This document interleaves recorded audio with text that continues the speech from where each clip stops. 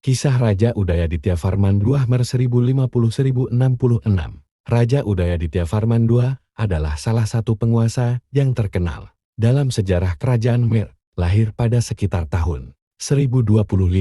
Udayaditya Varman II tumbuh dalam lingkungan kerajaan yang penuh dengan kemewahan dan budaya tinggi. Sejak kecil, ia dilatih dalam berbagai ilmu pengetahuan, militer, serta seni dan budaya untuk mempersiapkannya menjadi pemimpin besar. Ayahnya, Raja Harsha Varman I, adalah seorang raja yang memiliki pengaruh besar di wilayah tersebut, dan Udayaditya Varman II diharapkan untuk melanjutkan warisan ayahnya yang gemilang, masa kecil, dan pendidikan. Sebagai anak dari raja, Udayaditya Varman II menerima pendidikan yang sangat intensif. Ia belajar tentang strategi militer, politik, serta kebudayaan Hindu yang sangat berpengaruh di wilayah Khmer saat itu. Selain itu, ia juga menguasai seni membangun candi, yang merupakan bagian penting dari tradisi Khmer. Dalam setiap kesempatan, Udayaditya Varman II belajar tentang cara mengelola kerajaan dan menyeimbangkan hubungan dengan bangsawan serta rakyatnya. Dari kecil, ia sudah menunjukkan sifat kepemimpinan yang luar biasa.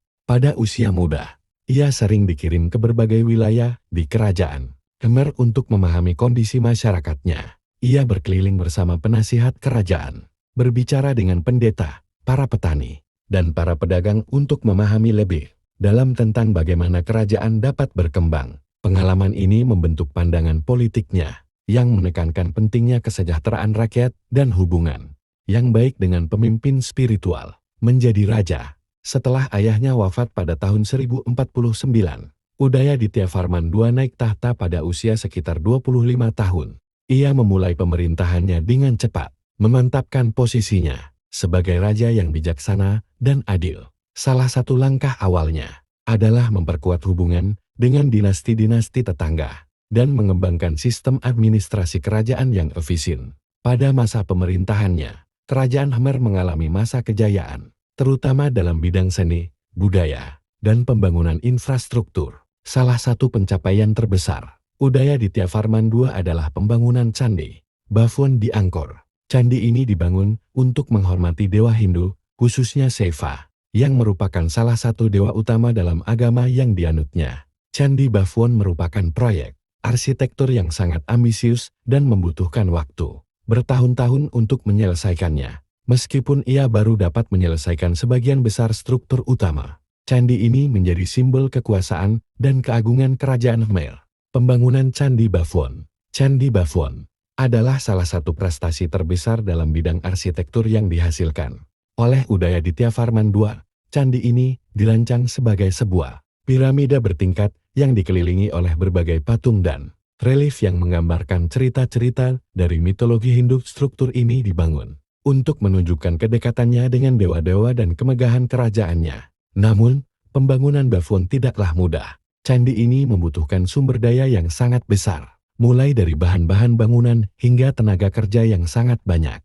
Banyak pekerja dari seluruh penjuru kerajaan dikirim untuk mengerjakan proyek ini, dan beberapa catatan sejarah menunjukkan bahwa pembangunan Bhavan melibatkan ribuan orang selama beberapa dekade. Salah satu tantangan terbesar adalah ukuran candi yang sangat besar, yang membuat perencanaan dan pembangunan menjadi sangat rumit. Di bawah pemerintahan Udayaditya Varman II, Bhavan tidak hanya menjadi sebuah proyek arsitektur, tetapi juga simbol kemakmuran dan kekuatan politik kerajaan Khmer. Candi ini menjadi bukti dari ambisi besar raja untuk menciptakan monumen yang mengesankan dan kekal, yang akan bertahan sepanjang masa pemerintahan dan keberhasilan.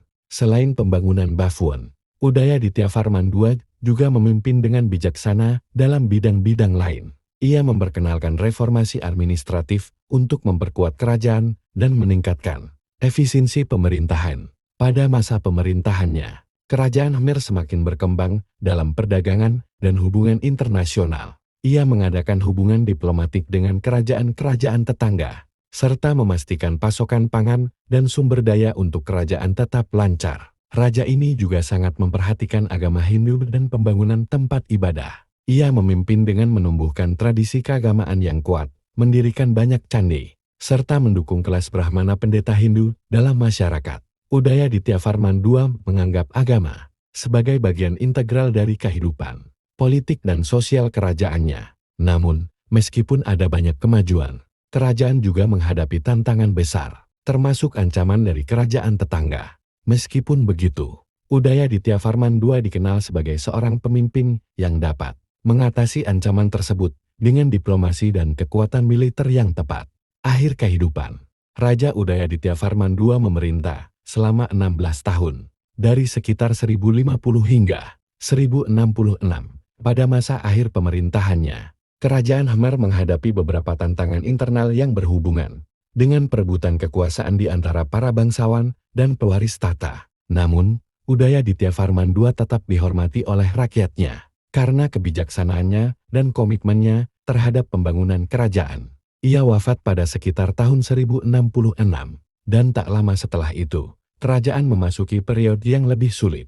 Namun, warisan yang ditinggalkannya, terutama pembangunan Bafun, tetap menjadi simbol kejayaan Khmer yang dihormati sepanjang sejarah. Warisan terbesar dari Raja Udayaditya Varman II adalah Candi Bafun yang megah. Selain itu, kontribusinya dalam penguatan kerajaan, baik dalam bidang administrasi, agama, dan seni, sangat dihargai. Candi Bafun tetap berdiri sebagai salah satu keajaiban arsitektur Khmer dan menjadi salah satu situs penting dalam kompleks Angkor yang terkenal. Kepemimpinan Udayaditya Varman II dikenang sebagai masa kejayaan bagi kerajaan Khmer, di mana seni, arsitektur, dan kebudayaan Hindu berkembang pesat.